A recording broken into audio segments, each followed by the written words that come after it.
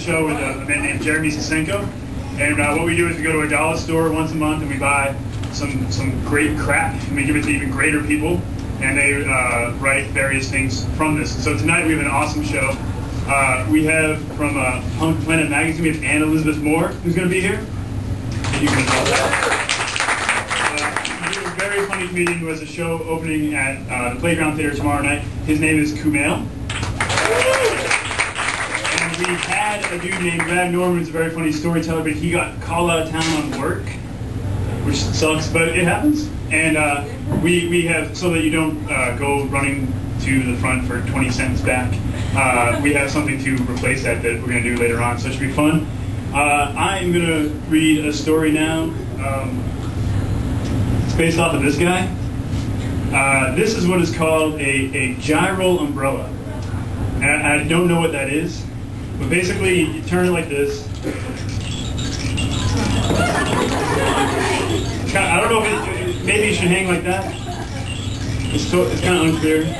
I was tempted for a while to just stand up here for 10 minutes with this thing spinning because it's so awesome. But I'm not gonna.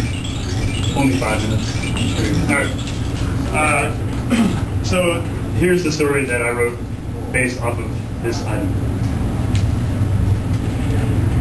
That summer, our basement smelled of eucalyptus and pot roast. My mother was in massage therapy school, and my sister Joanna and I would spend our afternoons watching weird old movies my grandmother left behind, or ones Joanna scored at flea markets and thrift stores, eating leftovers from the night before.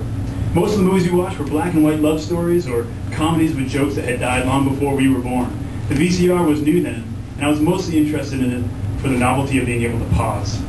I was 13 and couldn't drive yet. So on a cool day in June, I walked home from the corner store where I'd stolen a few Three Musketeers and 2 TV guides.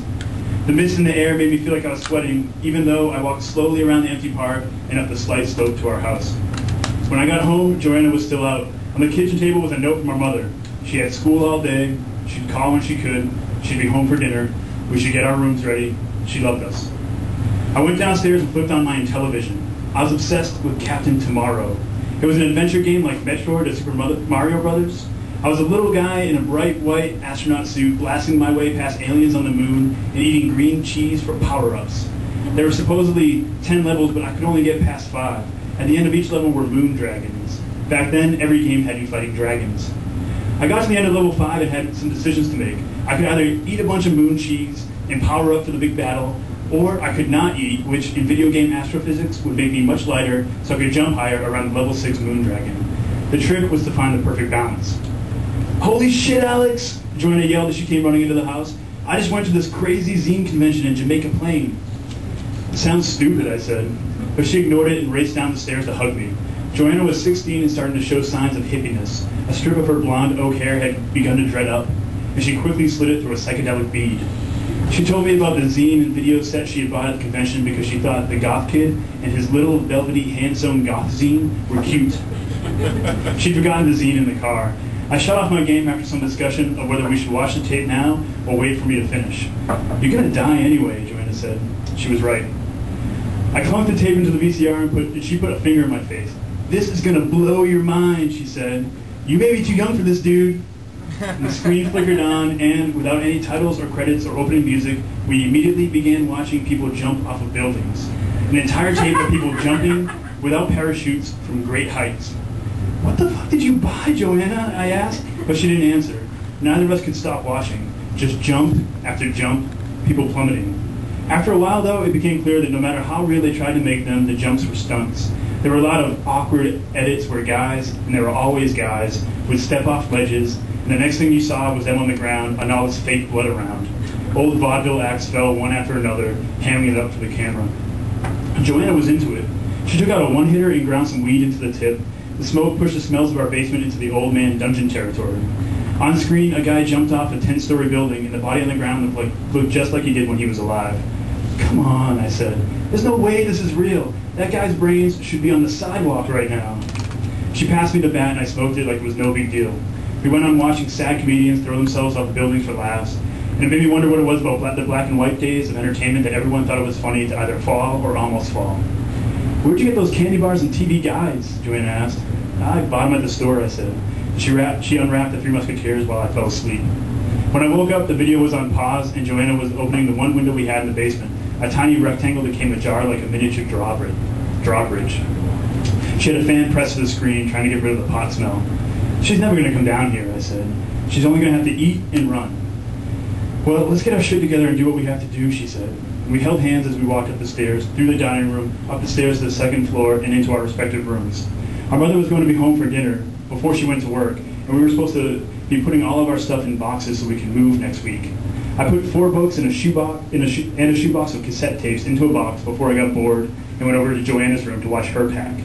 Her room was twice the size of mine, and everything in it seemed to be pegged to her personality. She painted the walls in green and blue-white stripes. She pressed flowers hung. She had her pressed flowers hung from every corner. We should have seen the hippie thing coming a long time ago. Mom's gonna be pissed if you haven't done anything all day, she said, throwing old shoes into large empty boxes with resounding thuds. I lied down on her bed. I don't want to move, I said. That doesn't matter, she said. The truth was that I had dreamed of moving. Our grandmother, who lived with us, had died the month before. She had been sick, but it still came suddenly. A hemorrhage. Joanna found her. It was difficult not to find reasons to be sad in our house now. There were memories attached to everything for our mom, who had grown up here. One time she was making me a sandwich, and when she opened up a cabinet, she just started sobbing, like she'd set off a tripwire. I want to move, Joanna said. Yeah, so do I. I know you do, she said. We acted like we knew everything about each other, and when we were stoned, it was even worse. Joanna held up a picture she'd taken from Grandma's room. It was of Grandma and her first husband, who was not our grandfather.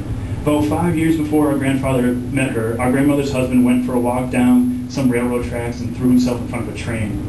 Everyone up and down our family tree declares it was an accident, that he tripped and fallen before that, and that he just couldn't get out of the way in time. But it seems like an unlikely accident. Everyone knows how to get out of the way of a train. Just step away.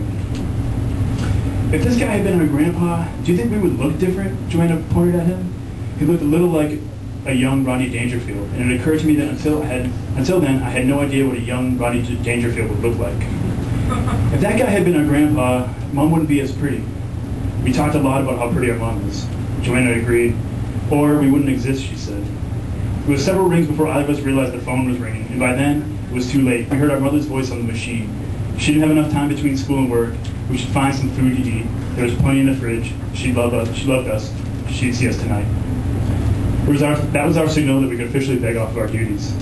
Let's go back downstairs and finish watching the movie, Joanna said, as if there was an ending, as though a string of suicides is some sort of story.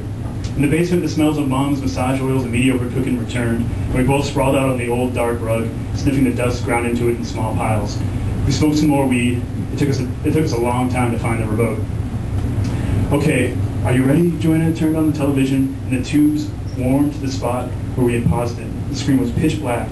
We had stopped it right between scenes, something neither of us had realized. Yeah, this is going to be awesome, I said, completely forgetting how boring it was before. Joanna pressed play, and the black gave way to a black and white set of shoes and legs. There were high heels, a woman's legs, and dress tails. Holy shit, I said, and grabbed hold of Joanna's hand. I felt like I could cry. The camera panned up, and it was of a typical woman in the 1940s, full and beautiful and artificially curly haired with subtle makeup. She looked like a woman from a textbook of that era, in the modern life section, standing in the kitchen with her family. The camera pulled back, and the image got a bit grainier, but it looked like she was about 15 stories up. Joanna fidgeted. Sweat glued our hands together. I could feel her bones. The woman's knees bent slightly into parentheses, and then, like it was nothing, like it was riding a bike, she jumped. And for the first time, the camera followed her. We watched as she fell, heavy against her dress, flowing up behind her in waves. It looked like, even if Joanna or whoever pressed pause, nothing could stop it. It was inevitable. She hit the ground and that was it. She didn't move, and nothing we expected would happen did. Just a little blood on the sidewalk. Neither of us said anything. Was that real? I asked. But Joanna just let go of my hand and shut off the VCR. That fucking goth kid, she said. I'm gonna go make a sandwich. I followed her up the stairs, but she turned to me. Why don't you just stay down here, play video games or something? Was that real? I asked again, but she was up in the kitchen, not listening. Well, then make me a sandwich too, I yelled, sitting back down and plugging in my television. For a long time, I just stared at the black screen, thinking about that woman. How could someone's death be recorded like that? Did she ask for it? I thought about my mother grieving over her dead mom. Just so I would stop thinking about it, I launched into a game of Captain Tomorrow. I roamed the moon looking for a princess of some sort who had been kidnapped, firing moonbeams at aliens who got in my way. I whipped through 3 levels before I realized how hungry I was. "Joanna, where's my sandwich?" I yelled. Silence. "Joanna!" Nothing. Level 4, with the dreaded moon caves, conquered. On level 5, I killed time so I didn't have to face the end. I ran around, scrolling the screen back and forth and tucking myself into a ball and rolling along the craters, just as I was about to reach a cliff where, if I jumped off, I'd have to land and fight the level 5 moon dragon. I spied a cloud in the corner of the screen. I jumped onto it and was awarded a free life, and then another and another one.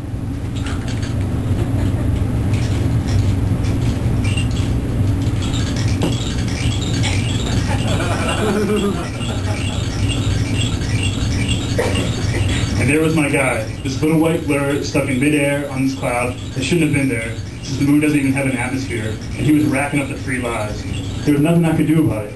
It just got faster and faster, and pretty soon, I had so many lives, I could have played that game for the rest of my real life.